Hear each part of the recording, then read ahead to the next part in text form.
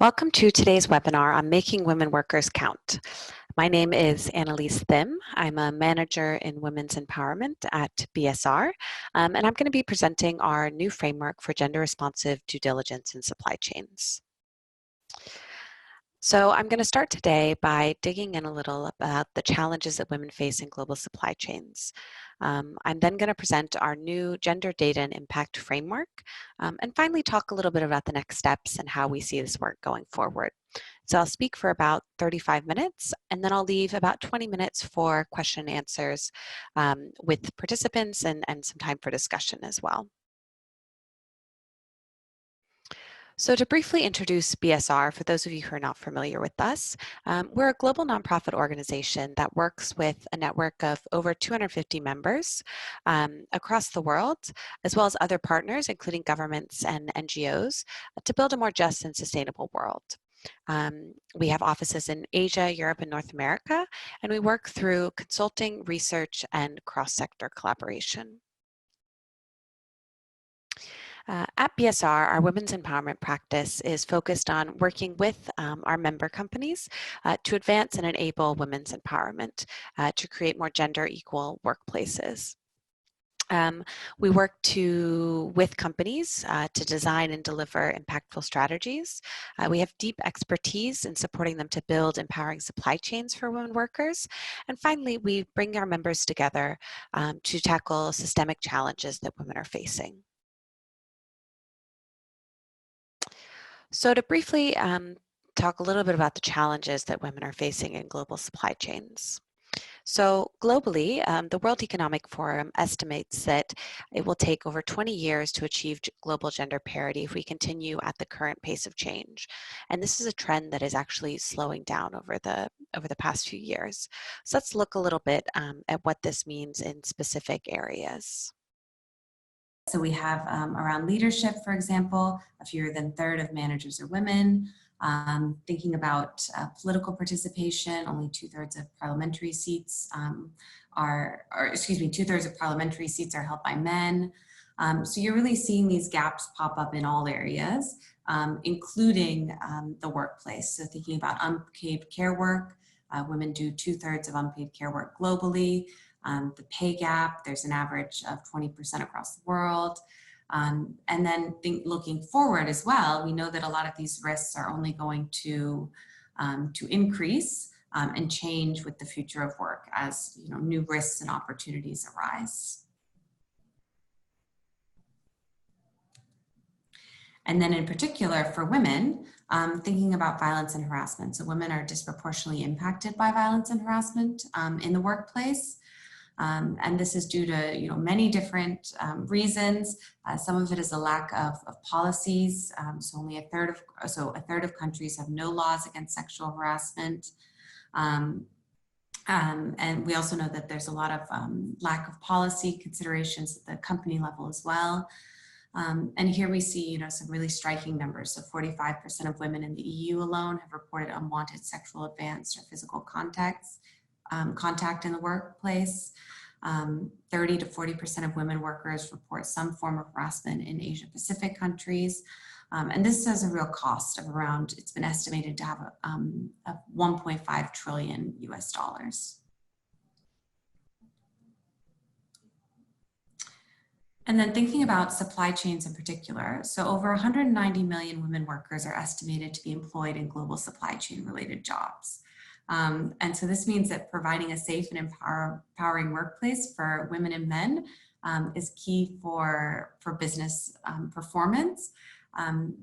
But we know that there are a lot of issues that are existing. So thinking about vertical segregation, the gender pay gap, as I mentioned earlier, lower salaries, access to professional development. Again, unpaid care work is still an issue here. As well as harassment, and then general lack of agency. This is related to lack of awareness of different grievance mechanisms, low legal literacy, so when women aren't even aware of the rights that they have in the workplace or in their country in general. But addressing this can actually have really positive impacts for businesses, leading to lower rates of absenteeism, lower turnover rates, and higher productivity.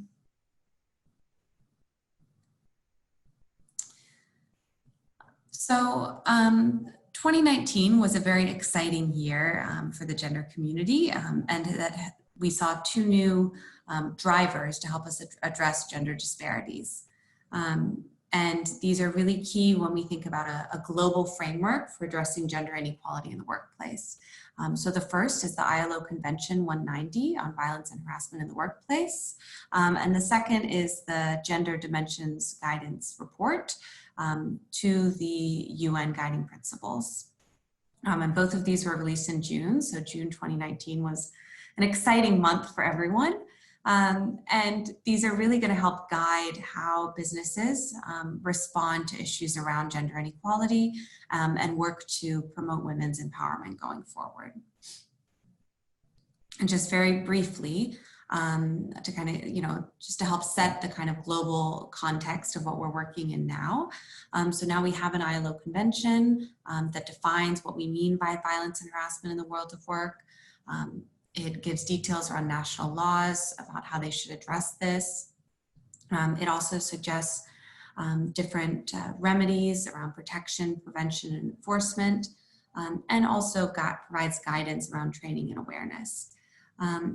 And this is going to be very key as more companies begin to ratify and adopt the convention, and more businesses look at how they can align their existing policies to this. And then the gender dimensions of the guiding principles. And so this was a response to what was realized of a lack of gender sensitivity in the UN guiding principles. And it was determined that they needed this new report to understand where does gender intersect with the guiding principles, where is a more explicit focus on gender needed, and how can that be done? And so what they've done in this report is to create a framework for a holistic approach for companies to take actions to better understand the situation of women and men workers in the workplace and then address it. And so this goes through 3 phases. So gender responsive assessment, thinking about understanding the context, gender transformative measures, so actually addressing them, as well as remedies. And you'll see what we're going to focus in on today is the top box on gender responsive assessment, and looking at a new tool that can support assessments in the supply chain setting. And BSR has really been working on this for a while. So we've developed several tools that can help companies integrate gender into their supplier management systems and approaches. So the first was a report released on supplier codes of conduct. And this is a really practical tool that lays out where does gender intersect with about the 9 kind of traditional principles of a code of conduct. So thinking about health and safety, discrimination, wages and benefits, and then what language can you introduce into a code of conduct to begin addressing those. And we've also worked with some leading brands to understand how their code of conduct can be updated to be more gender sensitive. And we've also released a gender sensitive social auditing guidance. And to accompany this, an e-learning will be coming out in early next year, January of next year. And finally, we've been working with ISEAL and ISEAL members to incorporate gender into sustainability standards. So thinking about different organizations such as Fair Trade, Better Cotton Initiative, and Rainforest Alliance to understand how they can update their existing standards and certificates to be more gender sensitive. So knowing all of this, we decided to focus in on the gender data aspect. So we understood, a code of conduct, thinking about social auditing, those are all kind of first steps and they're one piece of the puzzle.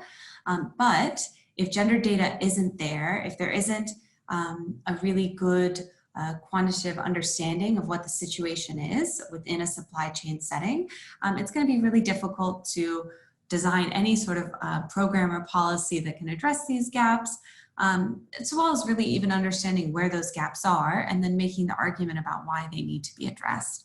And so here you see, we see it as this kind of vicious cycle. So there's, the lack of gender data leads to this limited knowledge of gender issues.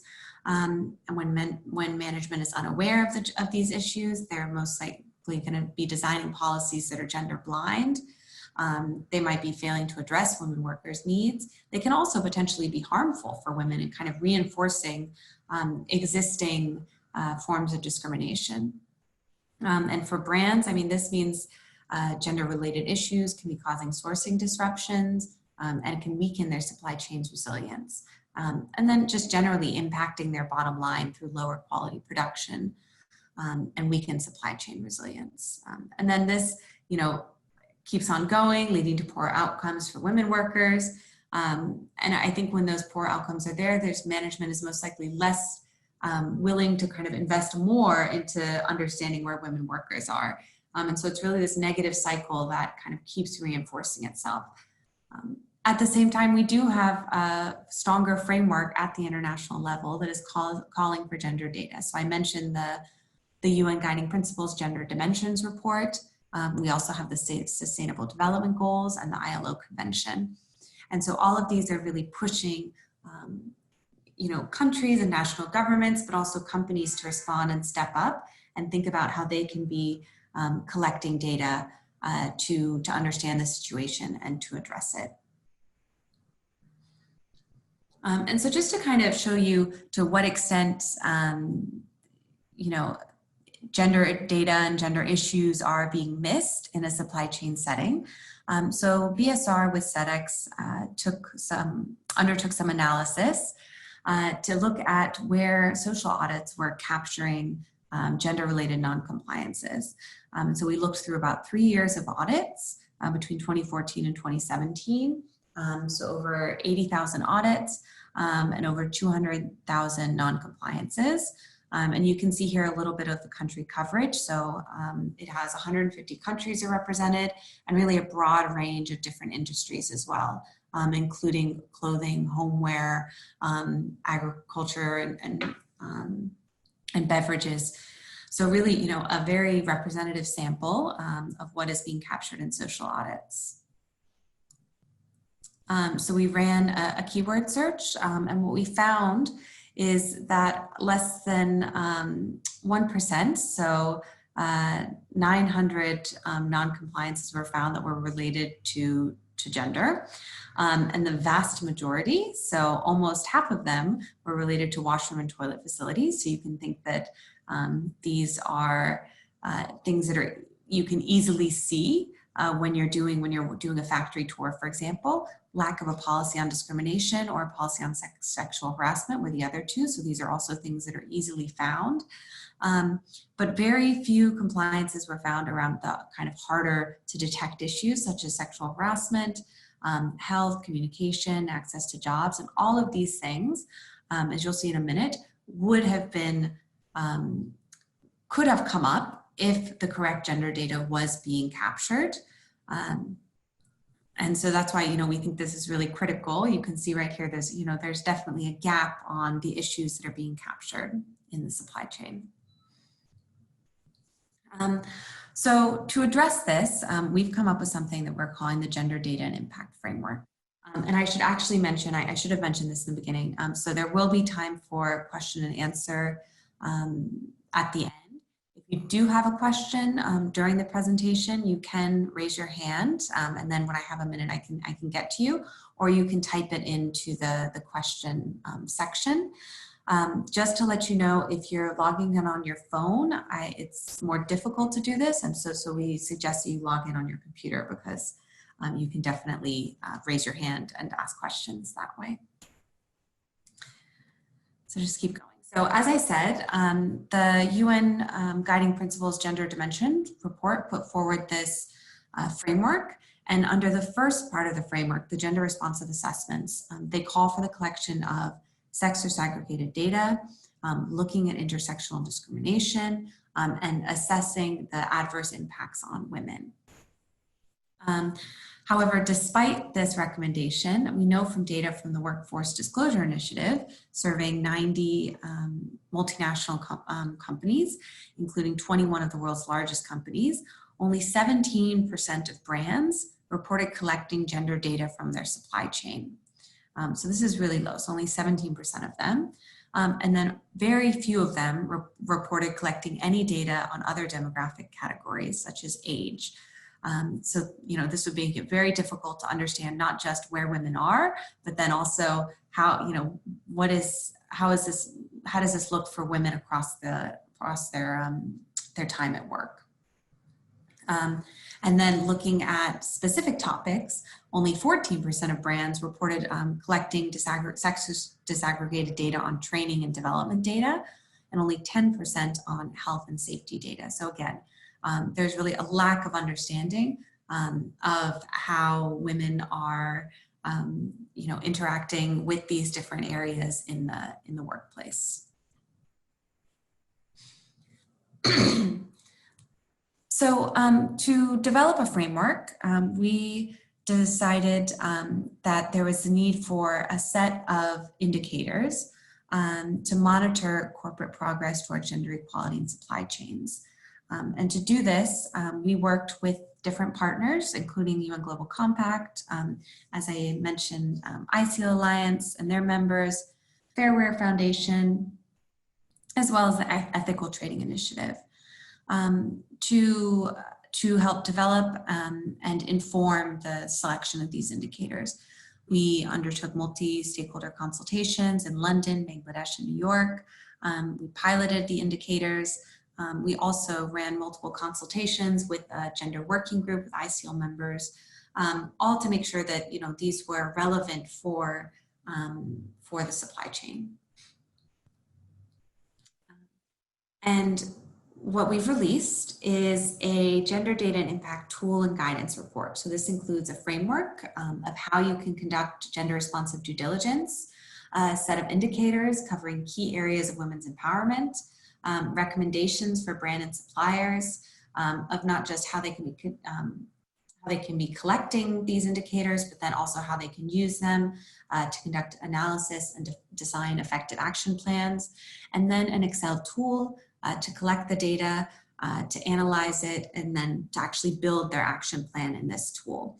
And all of these are available online on BSR's website. They're publicly available for you to download. And after this webinar, when we send out a recording, we will also be sending out a link to these reports and tools. So the framework for gender responsive due diligence is a 5-phase framework. It's based on BSR's human rights due diligence framework, and it's aligned with the UN guiding principles. So you can see the first phase around assess and analyze.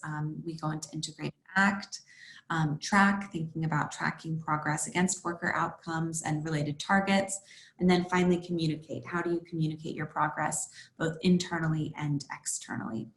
And the report provides in-depth guidance on each of these phases.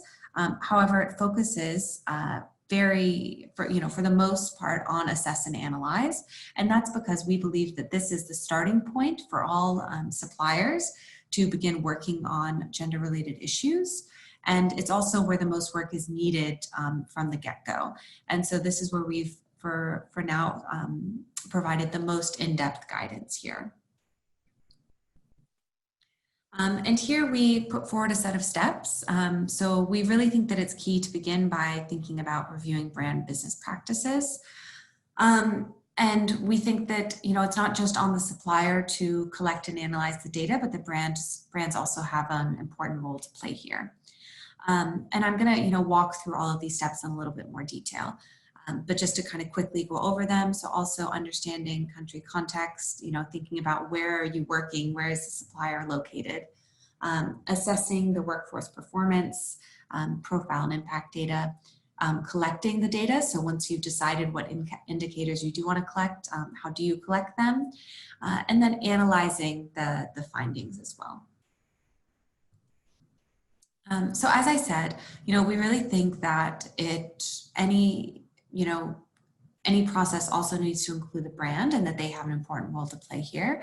And there also is some recent research by Human Rights Watch that says that brands' purchasing practices can actually have direct and negative impact on outcomes for women workers. So, for example, unrealistic productivity goals,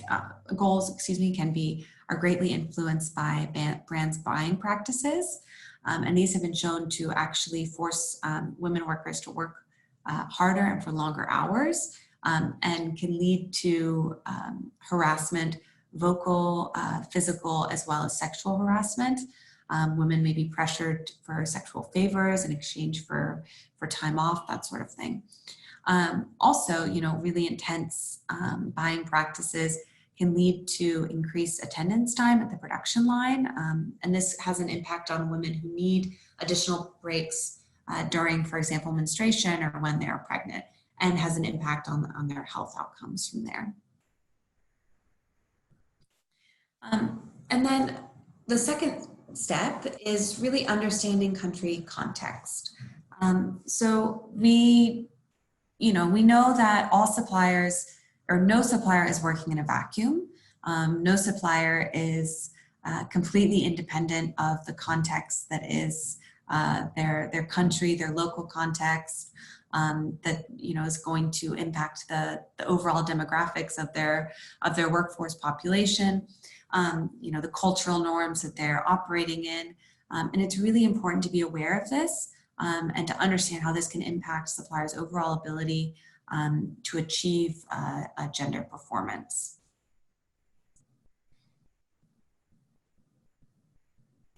And so we think that everyone should begin by undertaking a desk-based review of kind of macro level indicators. And this can really help support the identification of country-specific challenges that women may face in a specific geography. And so the report lays out a set of various indicators, so macro-level indicators that are publicly available that can help you understand the country context and risks related to gender. So this includes global indices, thinking about the World Economic Forum, the Social Institutions and Gender Index, the World Bank's groups Women, Business, and the Law, but then also specific indicators around certain topics, so education, literacy, child marriage, that can help you to understand comparisons between outcomes between men and women on specific topics.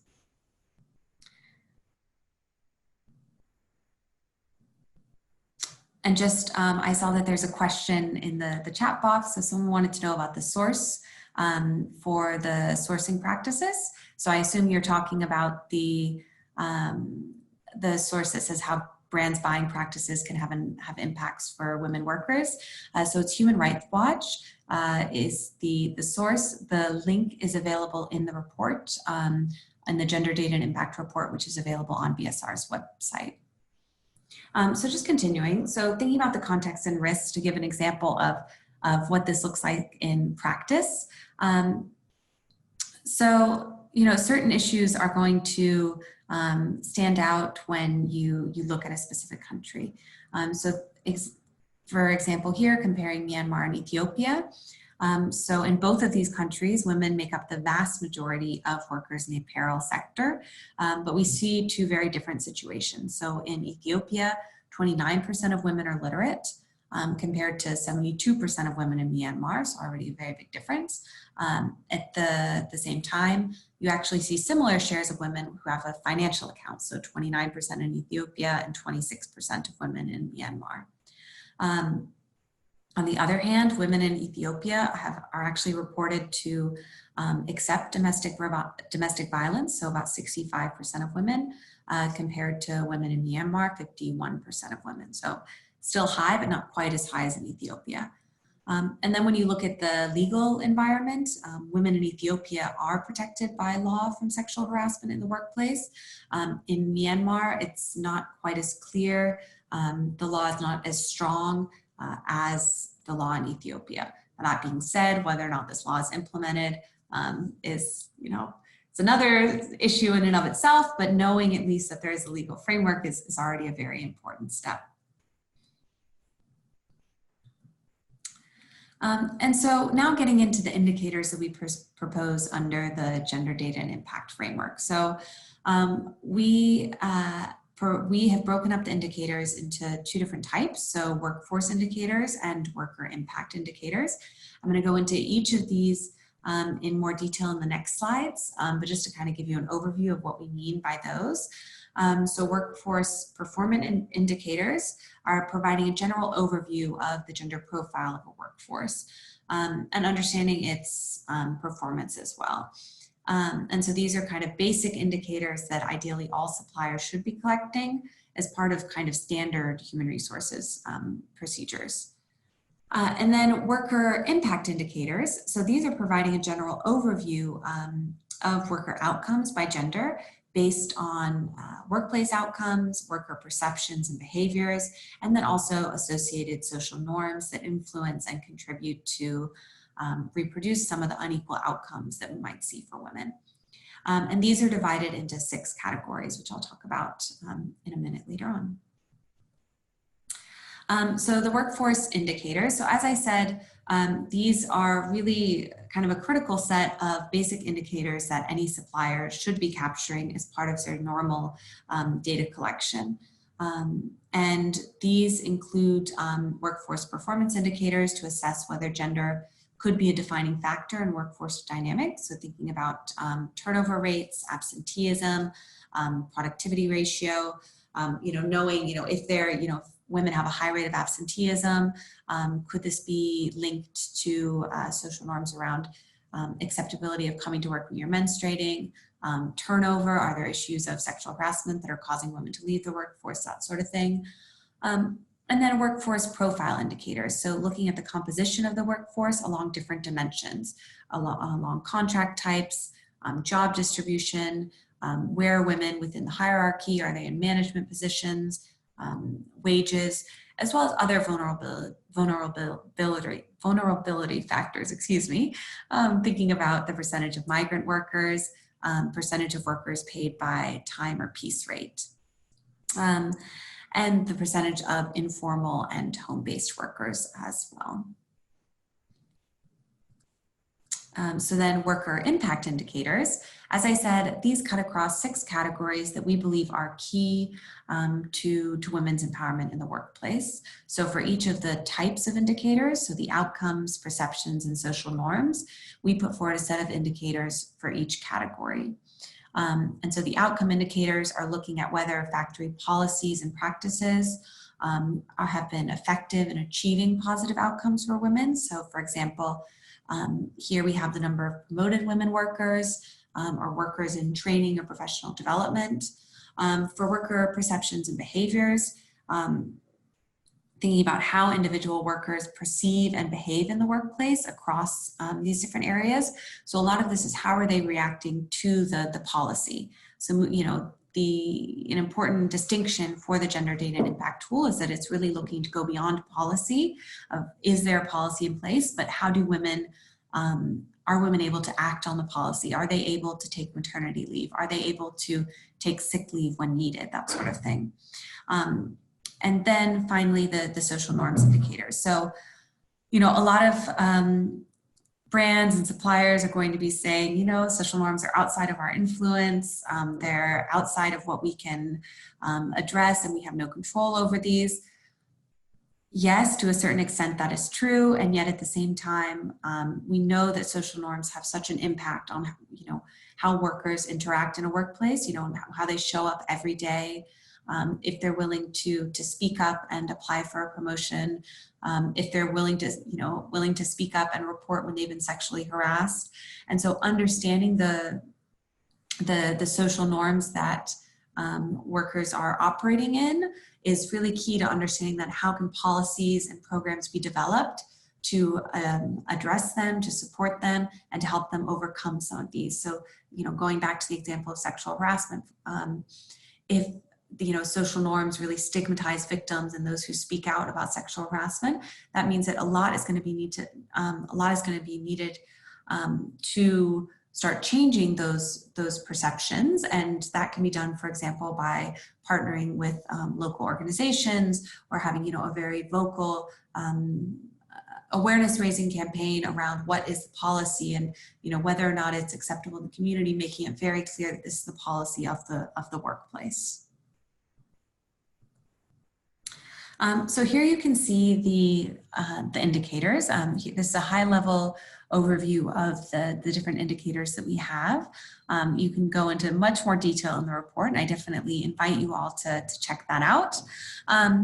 But just so you can see here, what are some of the indicators we are collecting within each of the different areas. So you already saw the workforce profile and workforce performance indicators. But looking across the different worker impact indicators, so for example, an agency, thinking about trade union representation, but also awareness of trade unions and worker committees, and also thinking about open and responsive management. So do workers feel comfortable bringing up grievances with management, that sort of thing. Under health and safety, looking at the number of workplace-related injuries disaggregated by sex, looking at access to health services, and then so on. So you can go through each of these and definitely check out what are the exact indicators that we recommend. And then just to let you know, so we did pilot this framework with the Fairware Foundation. It was piloted in 10 factories, which ranged between 90 to 1,000 workers across 6 countries. And it was integrated into Fairware Foundation's own verification audits. And so what they found was that in a factory of about 500 workers, where about 10% of female workers were sampled, the entire data collection process for this took 1 additional man day. And so we realized, this is a lot, but it's not, it's a lot when often social audits are only taking 1 day or taking a day and a half, but it is feasible in an additional day of time. And something that's really positive about this is that the suppliers that they did interact with showed a lot of interest in the exercise and in understanding the purpose of it. So in China, for example, where they piloted, suppliers didn't have very much data. That was kind of a common response in almost all of the factories they went to, that there was very little data available.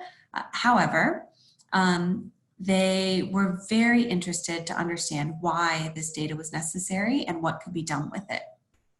And this was also seen in India and Vietnam, where they actually, management said later that they wanted to begin collecting some of this data to better understand the situation of their workers.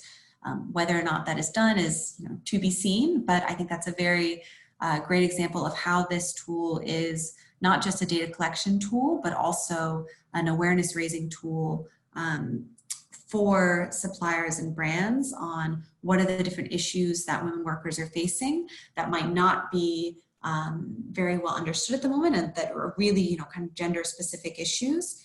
And then what are the different data points that you can be collecting that would help you to understand these.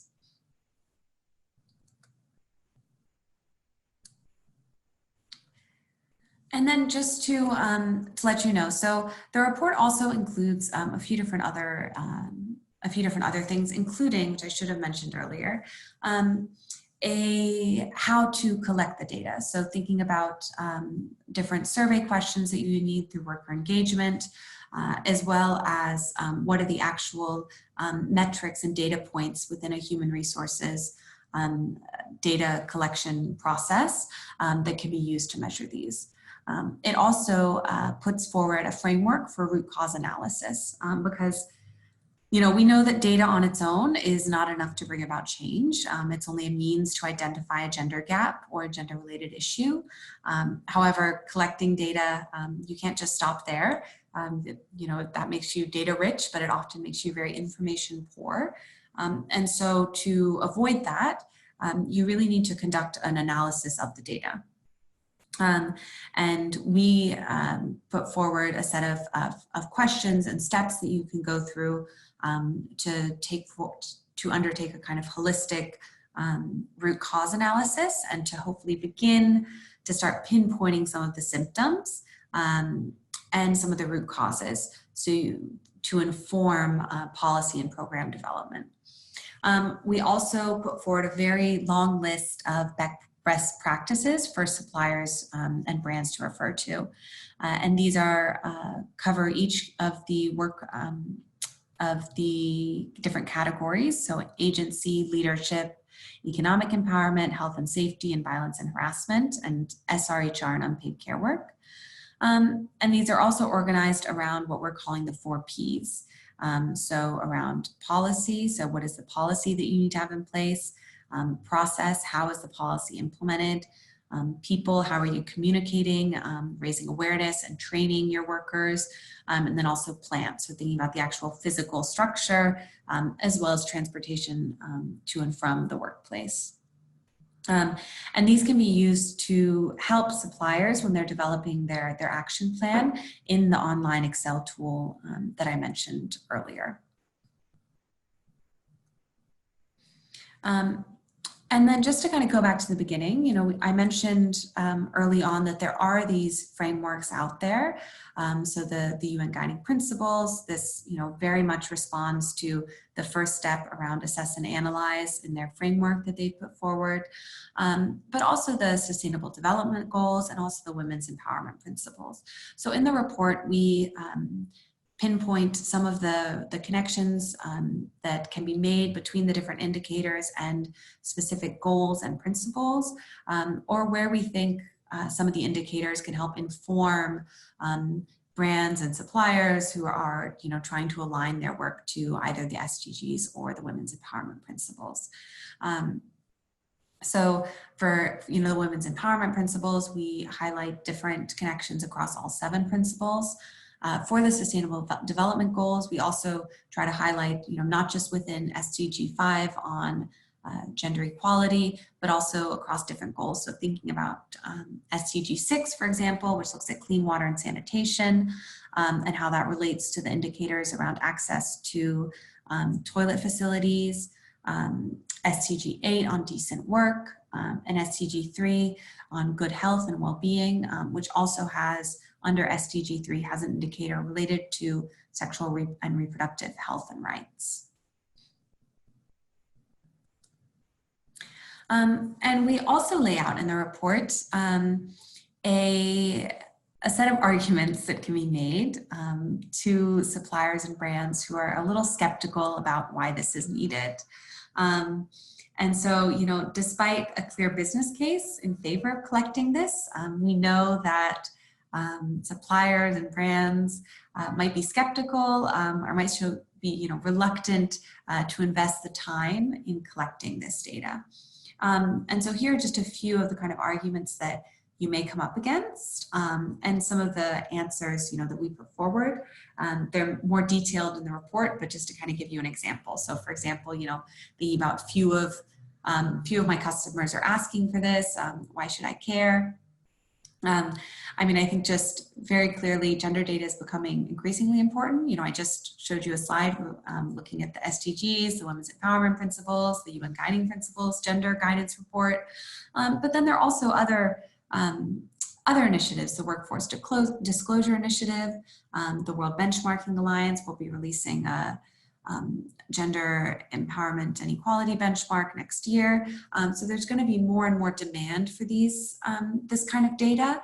And it's really getting ahead now while you can. The demand for this is only going to increase.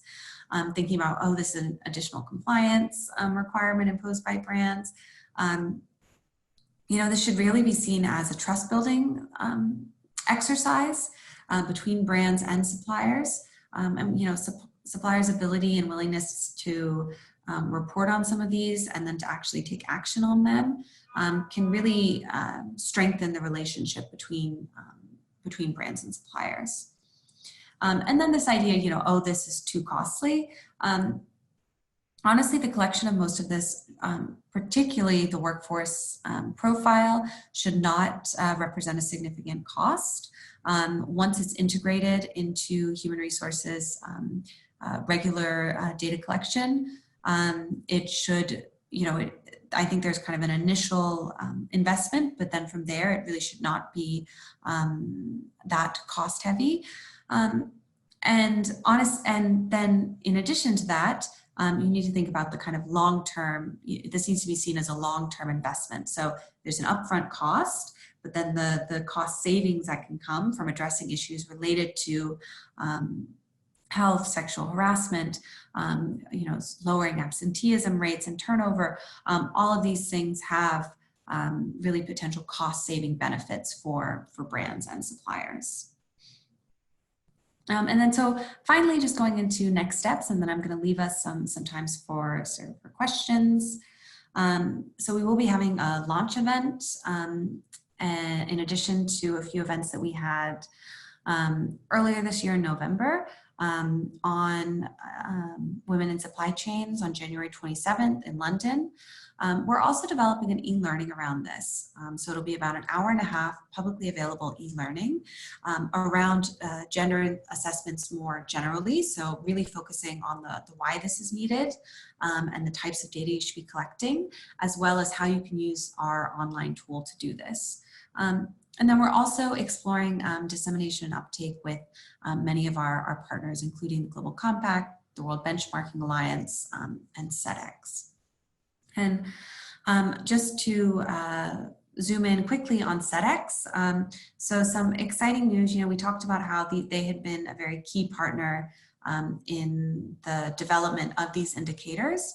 And also, we've been talking about how more and more initiatives are going to be requiring this type of data. And so SEDEX going forward has actually incorporated many of the gender data and impact indicators into their revised tools for 2020. And so this includes about 40% of the gender data and impact indicators. And you can see here where they're most, where they're going to be. So around the performance data, profile data and outcomes, and this compares it to where it was before. So there was very little within the SEDEX currently, but in 2020 there'll definitely be a much greater chance to understand gender-related issues going forward. So now I want to open it up to questions. Feel free to raise your hand. Or to write into the question and answer or to the chat panel.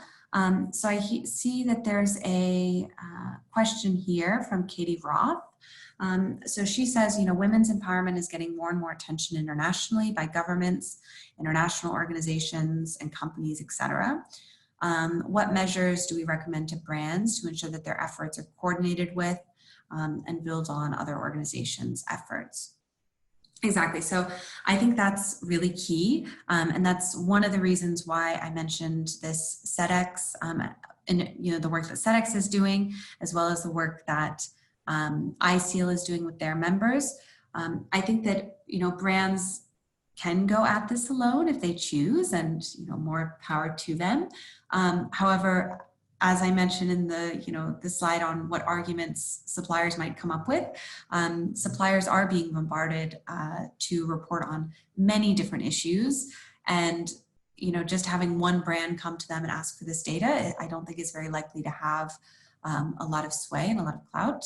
But thinking about working together with other brands who are sourcing from your supplier to align the data that you're asking for, the information that you're asking for, is really key, or to work through some of these wider efforts. So whether it's SEDEX or ISEAL members such as Better Cotton Initiative, Rainforest Alliance, working with them to improve the integration of gender-related issues into their tools and standards, to see more systemic change across supply chains. So that's what I would suggest, is definitely thinking about, what are the partners that you could be working with, whether it's at the international or, whether it's just whether brands are sourcing from the same supplier as you to align your demands in terms of gender data.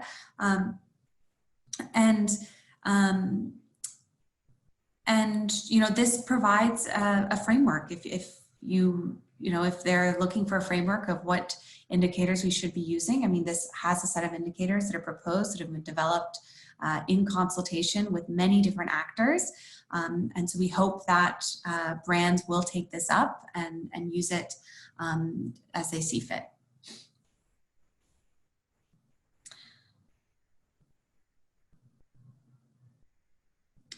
Great. So Katie, just said back, so she thinks that ILO country offices and donor country embassies can be excellent resources for companies. And definitely, I think so. I think, yes, they definitely, because they also have a good understanding of the local context, the key actors, the sector, the sector specific issues that are going to be there. So definitely thinking about how you can engage with actors at the national level is really key. Are there any other questions?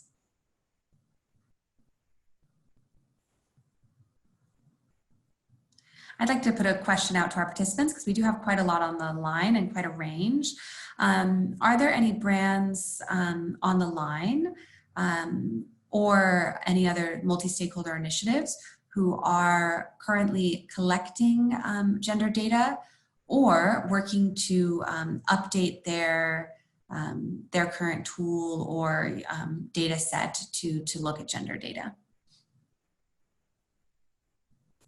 And while you're thinking about that and responding, there was another question about whether or not this tool can be used for other sectors. Exactly. So this tool was definitely designed with the apparel sector in mind and for the factory setting. That being said, many, if not all of these issues are very relevant to any supply chain setting. And many, if not most of the indicators are going to be relevant to other sectors.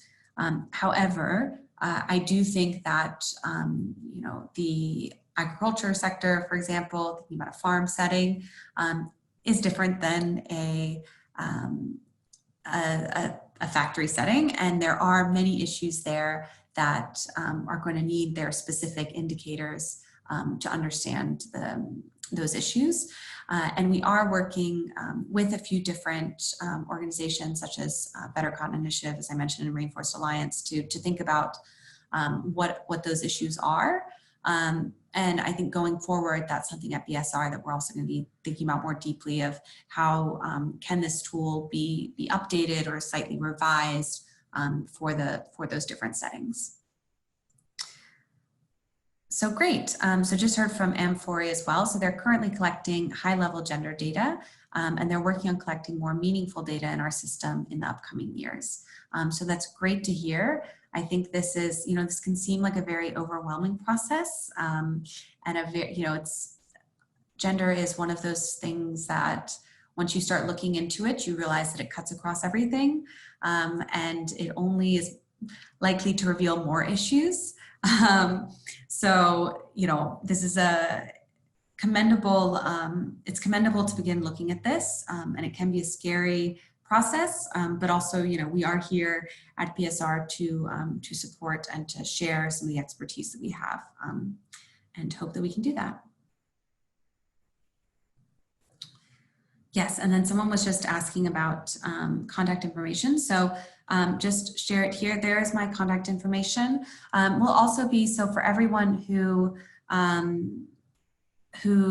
joined today or who wasn't able to join but registered will receive this presentation and the recording. And then also, yes, feel free to reach out to me and to ask any questions, and to also, make sure, please check out our the full report and the full tool. Great, and so we do have another question around, is there a similar tool for other groups such as Indigenous people? So from BSR's perspective, Within the gender data and impact tool, we don't ask specific questions about other groups. We do suggest when you're doing your context analysis to look at what other groups are, what other kind of intersecting groups you need to be considering. We do, however, within the BSR's human rights impact assessment, have a framework for identifying and mapping vulnerable groups. And we're currently updating that, and that will be coming out early next year. That's something we can share with you as well. And that does look at all of those different types of groups. So Indigenous people, ethnic minorities, different, women as well, youth, so different religious minorities, and thinking about where they might be located and how you can identify them. So I can share a link to what we have, but then also that's something that you should keep your eyes out for, because the revised version will be coming out early next year.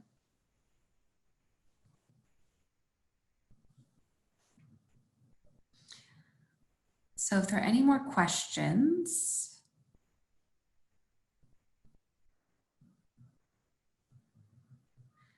Great. Well, this was, oh, sorry, seeing a few other questions here.